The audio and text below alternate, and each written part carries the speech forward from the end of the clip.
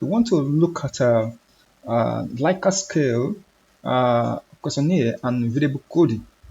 Now, last class we look at our research framework and our hypothesis. All right. So this time we want to see the Likert scale questionnaire itself, and then also how we can code our variables and label them accordingly. All right. So let's get started. Now, in the part A, we are looking at the demographic information. Okay. Look at this is how we prepare the questions that the respondent we address, we just tick for us. So when we dispatch our questionnaire out, we just please tick in the appropriate box that best describe your demography. So the first part is gender, male or female. Okay, the second part, age. The third part is race. Let's say we are in a country like this, we select Malay, Indian, Chinese, and others, just in case we have other foreigners around in the organization. Then we also have a marital status, single, married. You can include divorce if you want. Then we have educational level, SPM or lower. We have a diploma, bachelor degree. We have master degree and above. So, and how long have you worked as a manager? So we have 1 to 3 years. You can also how long have you been working? It's okay. Also, it's okay. So 4 to 6 years, more than 6 years. We have level of income. So less than 2,000.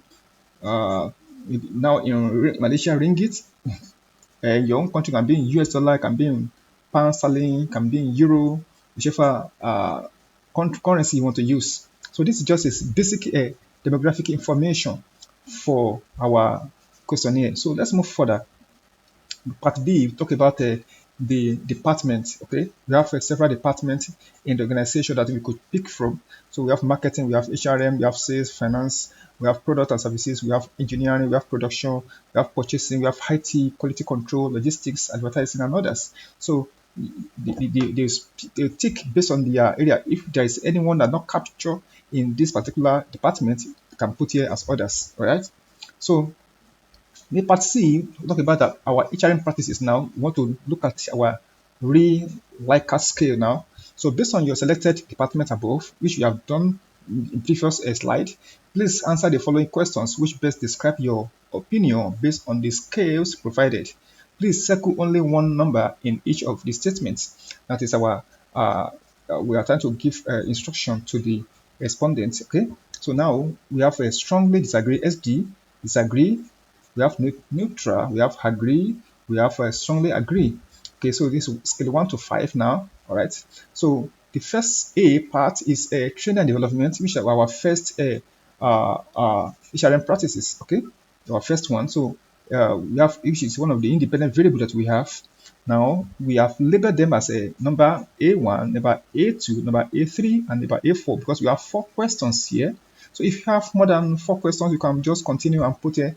If you have only 3 questions, okay, depending on what you have. So we are asking each question here, my company invests in improving the level of competency among managers. So the person will circle whichever one that you want.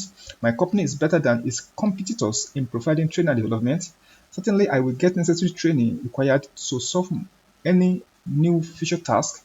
I am satisfied with my company training and development. So it's under training and development, the person will choose whichever one is applicable. So the second part is all about motivation. Right, we're seeing under part C, motivation, which is one of the independent variables that we have. So I feel I'm being motivated fair enough for the task I do. I feel satisfied with the benefit I receive for my task. The benefit I receive is as good as most other companies offer. The benefit package I have is equitable. So the person will choose the one that is big. We are labeled as B1, B2, B3, and B4. We have four questions each. Okay. Then this one we have only 3 questions here. Right. We have my leadership. This is under leadership and leadership now style. My leadership style help the subordinates to improve. My leadership style contributes so much to the growth of the company. With my managerial skill, I can say I am a good leader. So can circle just an example of questions. Okay, this is not necessarily the question. So I'm just giving you some tips. Okay. Number 4, we have fair per members now. So this is a dependent variable now. This also have 3 questions. Now, within the company, my work improves performance. My task is very important to the company. I love working for this company for many years. So this is just a firm performance now, dependent variable. So that is we call it D. Okay, so these are just basically what we have as a practices. Now we can now label and code our work because we want to use a programming language data. So we need to do some label and coding. So question gender, we have gender, male, we have one for male, two for female. This is labeling and we are coding it now. So our age, we are going to code it 1, 2, 3, 4 like that. Then our race, one for this, two for this, three for this, 1, 2, 3, 4 for others. Marital status, we have one for single, two for married. If you have for divorce, three for divorce. Education level, we have one for SPM, two for SPTM, and the STPM, we have three for bachelor degree, four for master, and five for others.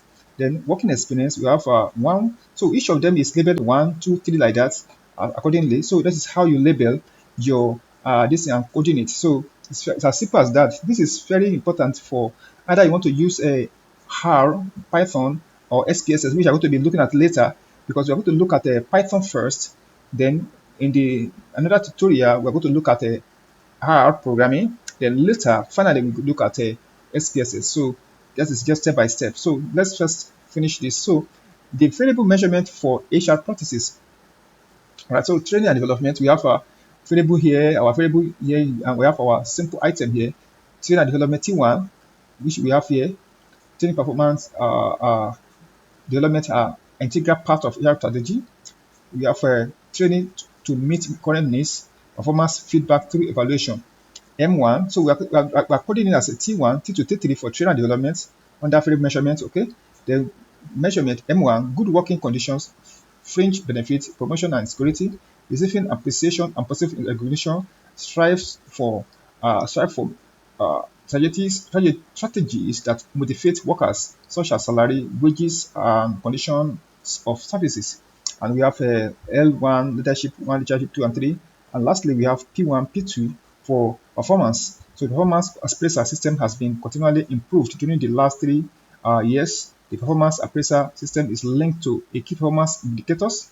So these are just measurements we want to measure our HR practices when we are done. So we may come back to this later, we may not come back to this later, but just understand it as we go gradually, okay? So for now, I'm going to stop here. So this is just our research, how we prepare our questionnaire based on Likert scale, and how we code and label our data appropriately for the next coding part. So thanks so much for listening. I will see you in the next class when we switch over to the coding properly in Python.